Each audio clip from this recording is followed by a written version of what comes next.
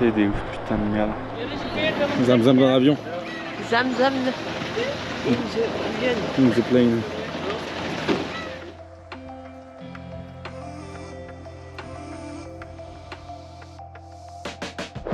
Et oui les copains, il y a un an je vous disais que la boucle n'était pas finie. Et regardez où est-ce qu'on est. On y est de retour à Katmandou. On y est, on est de retour. Le programme c'est d'essayer d'aller faire un 6000. L'année dernière on est parti faire le tour des Annapurnas qui se trouve à l'ouest. Et là, du côté de l'Everest qui se trouvait à l'est. On part demain matin à 1h du matin parce qu'on devait partir depuis l'aéroport de Katmandou qui se trouve quelque part par là-bas. Sauf que il n'y a pas d'avion demain matin. Donc on doit partir dans un autre aéroport, donc on part à 1h du matin, on arrive à 6h là-bas. Et à 6h on décolle pour l'autre là, l'aéroport le plus dangereux du monde. Et oui, un an après nous étions de retour au Népal, prêts pour faire une nouvelle aventure. Pour ce nouveau trek, nous allons être accompagnés du même guide que les dernières, Prime, que vous voyez devant nous avec un t-shirt mauve.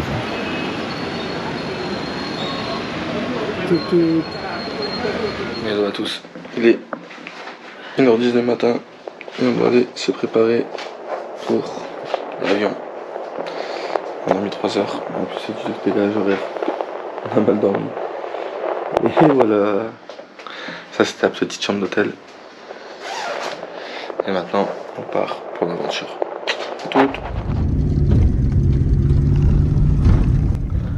Pendant cette année, j'avais oublié comment les routes du Népal étaient, avec la poussière, les trous et les ravins.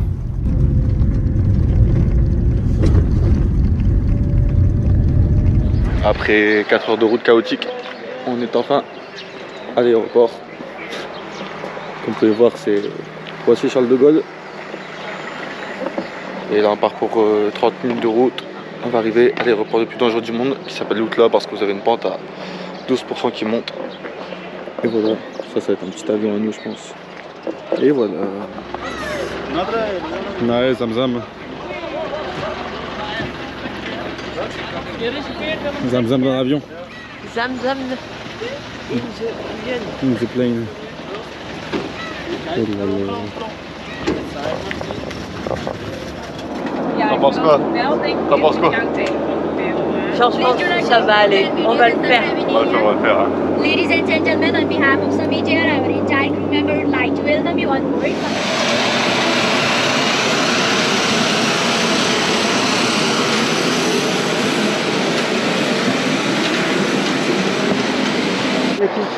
Et ouais, les amis, on y est. On est à l'Outla. C'est la petite piste.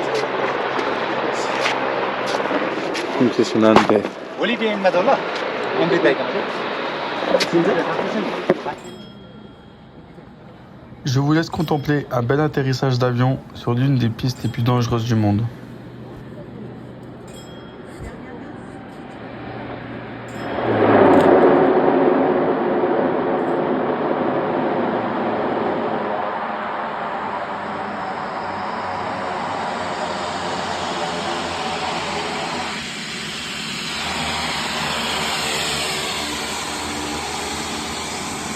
C'est parti. 3 heures de marche. On est parti pour 3 heures de marche. Là on a l'Outla à l'aéroport et on s'en va à je ne sais trop où pour faire un petit repos bien mérité. Et ouais, bienvenue dans le petit village du Népal.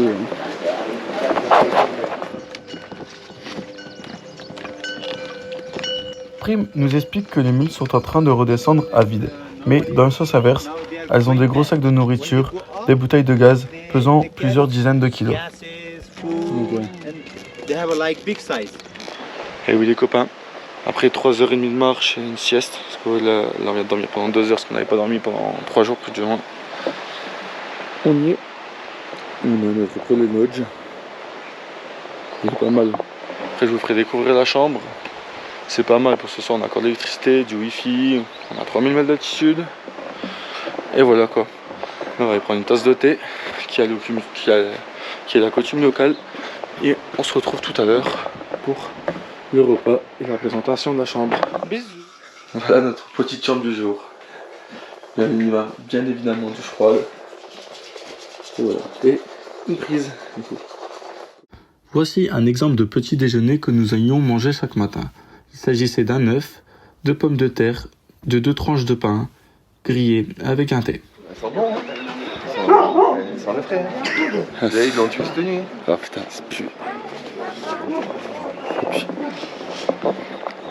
Et ouais les amis, on est reparti aujourd'hui, 2e jour. On a bien dormi. Coucou. Coucou. Coucou. On a bien dormi et là on est parti pour faire 6 heures de marche. On part de ce petit village pour arriver dans un autre. Et on va partir de 2800 à 3300 mètres d'altitude. Et voilà. Rododiac, ça sera mieux. À gauche.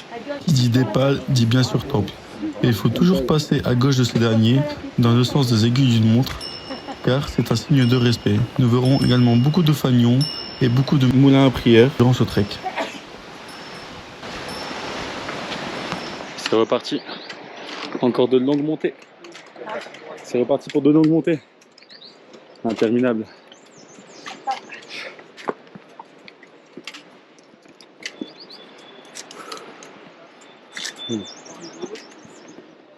Bon, pour ceux qui ont suivi les aventures de la dernière, le tour des Annapurna, il y a une grande différence. Hein. Vous voyez tout le monde ici.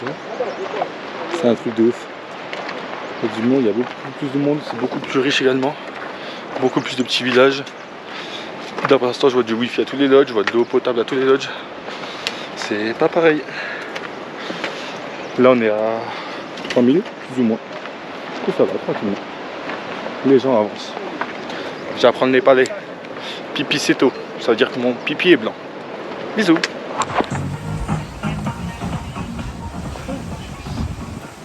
Une musique et tout.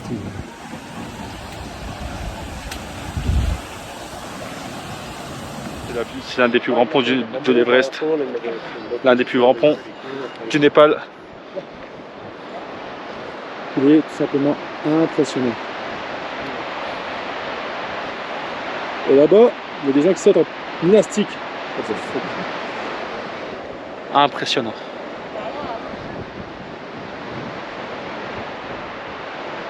Je peux aller Sherpa. Tu m'étonnes. Ah. Tu m'étonnes. Quand même dur. Ouais. Yeah.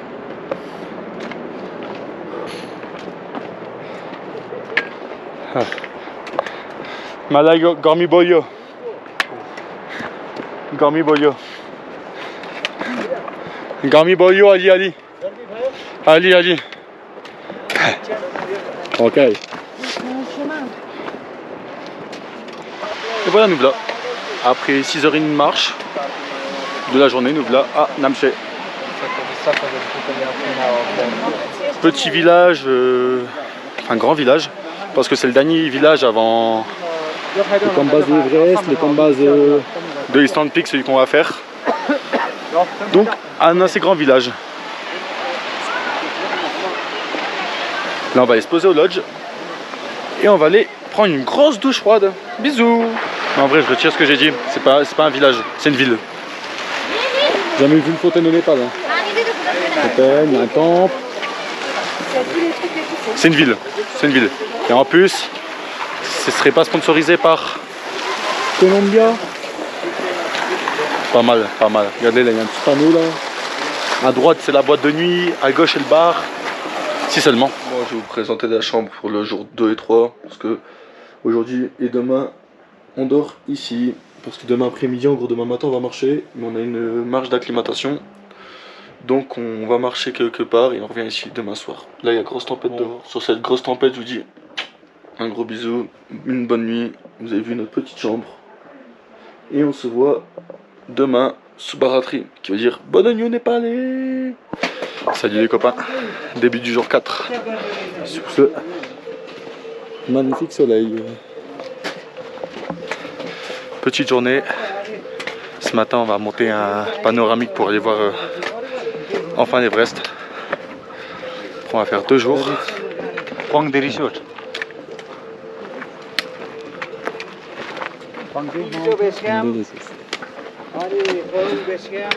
Et après, on va faire une petite marche d'acclimatation jusqu'à 3009-4000. Et l'après-midi, on chill. On visite. Allez, je vous laisse profiter de la vue. Là-bas, au milieu des de gros rochers, des grosses montagnes, c'est l'Everest. Il y a plein de pistes. Et à côté, c'est le Lhotse. Première fois de notre vie qu'on voit l'Everest. C'est incroyable. Incroyable. Lhotse, 8700 je crois. Normalement. Et nous, on va monter, genre là vous voyez il y a un grand pic, on va monter juste en dessous, il y a un pic derrière, ce qui s'appelle Island Peak, et on va voir directement vue sur l'Everest à 6000, on va monter 6200 et l'Everest c'est 8700 et quelques. Et voilà.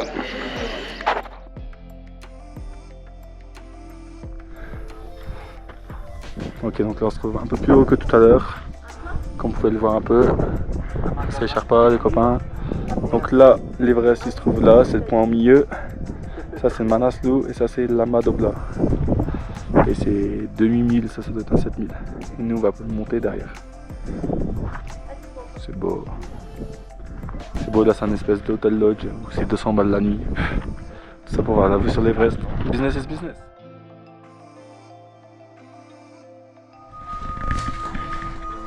De Team.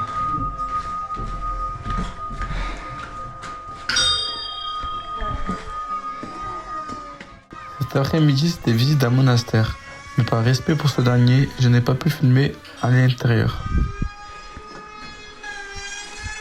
Bravo.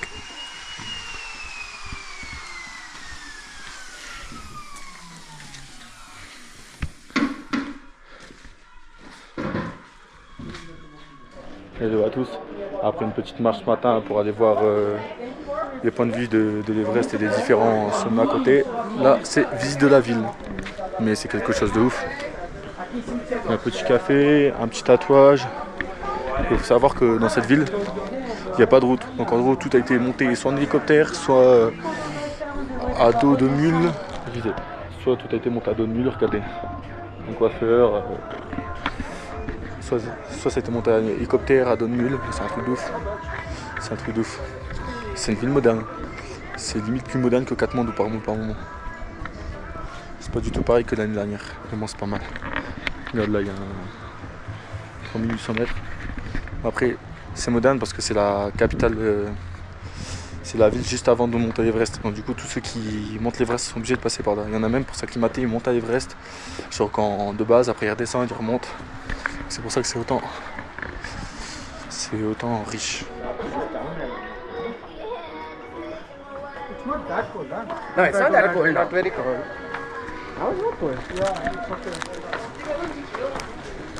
Putain, on peut se faire tatouer, maman. Une pharmacie.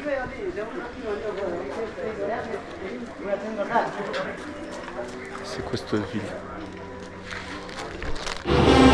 Ouais.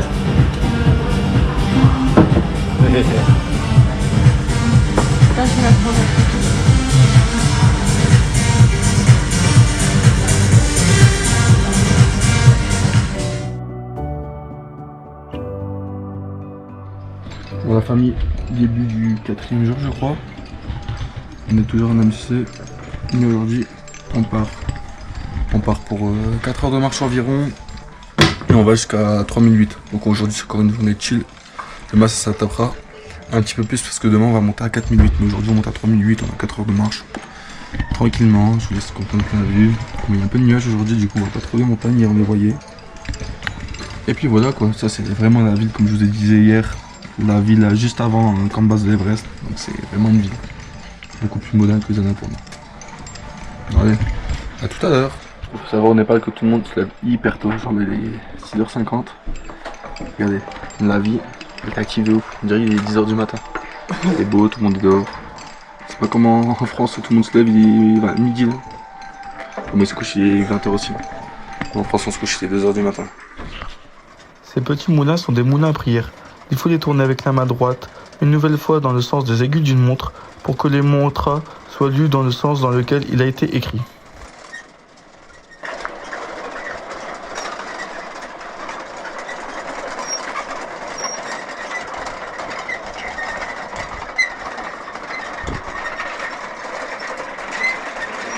Je crois que je ne vous ai pas parlé de notre cher Palosman. Il va nous suivre dans notre aventure tous les jours. Il va nous aider à porter nos sacs, nos vêtements et nos affaires pour ce magnifique trek. Ouais, on est à 3007. Non, ça va. Et là, on va rentrer dans le dur. Il est vers 4000. Ça va être compliqué. Et les copains, on vient d'arriver à 3800 mètres d'altitude. Petit village assez rustique. Ça change de là où on était avec le bar, etc. On va dormir là pendant 2 jours. On a fait une petite marche d'acclimatation. Une petite marche, on a quand même marché 12 km à 3008. Ça va, et demain on monte à 4008. On va dormir ici 2 jours. Comme vous voyez, c'est assez rustique. Ça, c'est mon porteur. Et voilà.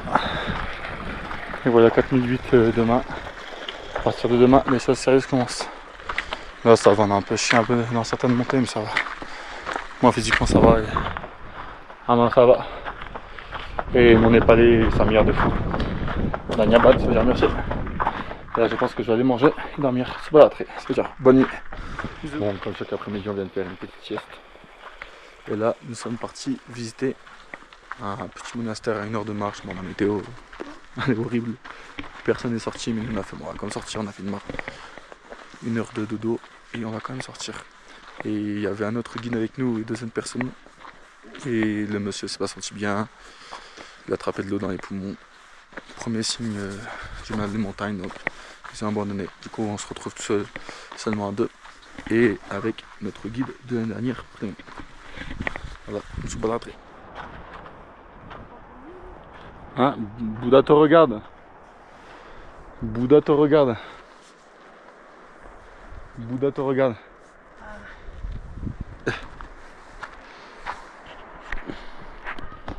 Ouais, on y est, petit monastère à 4000 pour bien finir la journée. On est à 4100 à peu près. Et demain nous montons à 5003.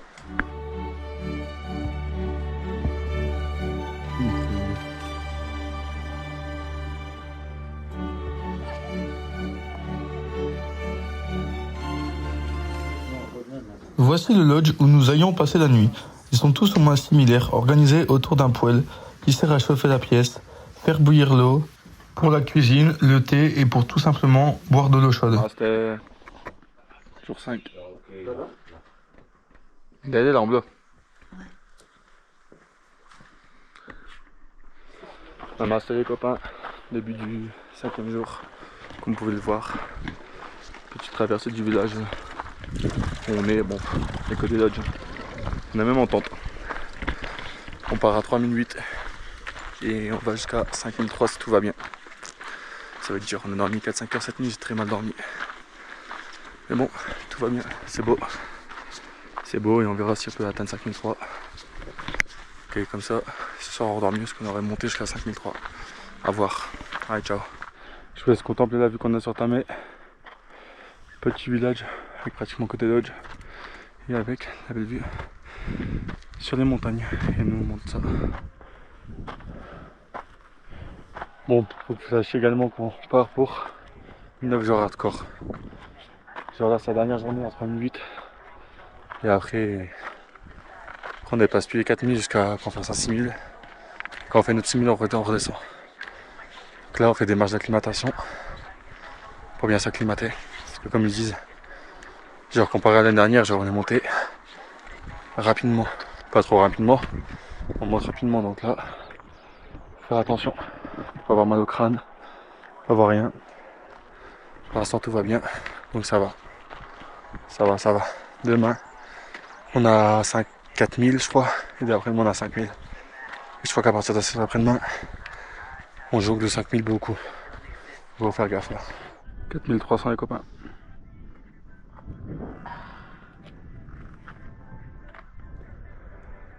Il nous reste tout ça à monter jusqu'à 5300.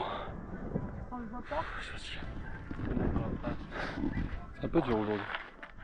Ouais, le sommet il est encore plus là-haut. Ouais.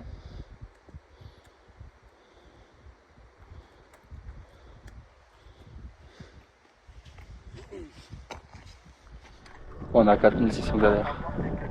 On montera pas 4008. C'est trop dur. On montera pas à 5003, pardon. 7 minutes, on va le faire, mais pas 5003. On est pas assez acclimaté. Il y a 5 jours, j'étais en boîte de nuit il y a 5 jours. Vraiment, c'est pareil. C'est beau. Bon, on est actuellement à 4008. Et on s'arrête là. On s'est dit qu'on en aille à 4 minutes jusqu'au Mont Blanc. Mais on doit monter à 5003. Mais le guide n'est jamais monté. Et il y a beaucoup trop de rochers. C'est beaucoup trop fatigant. Regardez, pour escalader, ça demande beaucoup trop d'énergie. Donc on ne monte pas à 5003, on monte à 4008. Mais regardez quand même la vie. Sinon, on va se tuer pour rien, ça sert à rien. Le guide croyait que ça allait être qu'un chemin normal. Sauf qu'il y a beaucoup trop de rochers. Et c'est trop fatigant. Là, regardez, on a escaladé, il y a des moments où on doit même escalader avec les mains. Et pour une journée d'acclimatation, c'est pas normal. Donc, on arrête à 4 minutes.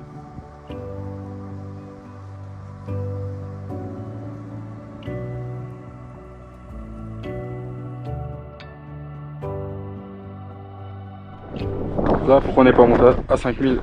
Trop de rochers. Ça te fatigue trop. Tu dois enjamber, tu dois faire plein de choses. Tu dois chercher ton chemin. Ça te fatigue trop. Regardez, pam pam. Donc non, regardez tout ce qu'on a monté. C'est un truc de ouf. Et ouais, nous sommes de retour au village. Après 6 heures de marche. Après avoir découvert les bienfaits de l'altitude. Nous sommes de retour. Ah, j'avais mal au crâne à 4008 là, mais là ça va mieux. 4008, c'est bon. On verra demain. Ok la famille. Début du 6e jour de trek. On a très bien dormi comparé à la nuit précédente. Je pense que c'est parce qu'on s'est acclimaté à 4 minutes hier. Là on marche avec notre Sherpa. Il m'a dit un truc trop mignon. Il m'a dit toutes les choses sont belles comme toi. Oh, il a dit en népalais. Et vu que je commençais à apprendre le népalais, j'avais compris plus ou moins j'étais là. Oh I love you. Mais je sais pas comment on dit, j'allais maintenant. En népalais. Ah je suis monté trop vite là, j'ai le souffle coupé. Maman elle est là, ça va. Là on est parti jusqu'à 4400 mètres d'altitude. Et à partir de demain, une grosse journée commence. Hier on a commencé déjà. Demain c'est 5003 et on a la plus belle vue du trek. Donc on verra bien. On quitte Tamé, petit village, pour arriver à 4400 et je sais plus, je vais vous dire ça tout à l'heure. Là on est comme au Camp Nou, hop, tu montes les marches et t'arrives. Pourquoi ils ont fait des marches pour redescendre? Ça je sais pas. Et t'arrives sur un pont. Hop, on a le mess et on est parti. Paul. Dele l'amblo Paul.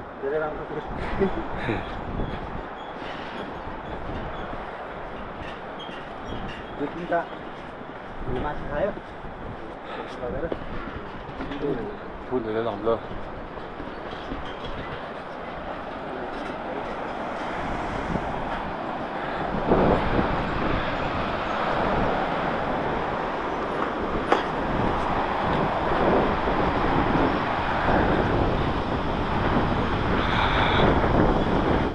Je pense que là, on est dans le trou du cul du monde. Un tout petit village, on est parti en plein milieu nulle part. Oh, mal délai l'amblo. Délai l'amblo mal.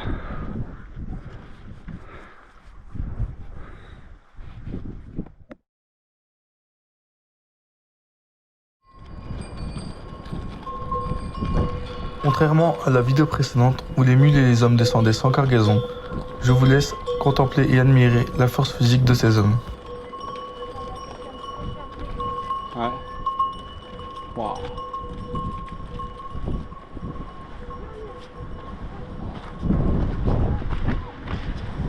C'est des ouf.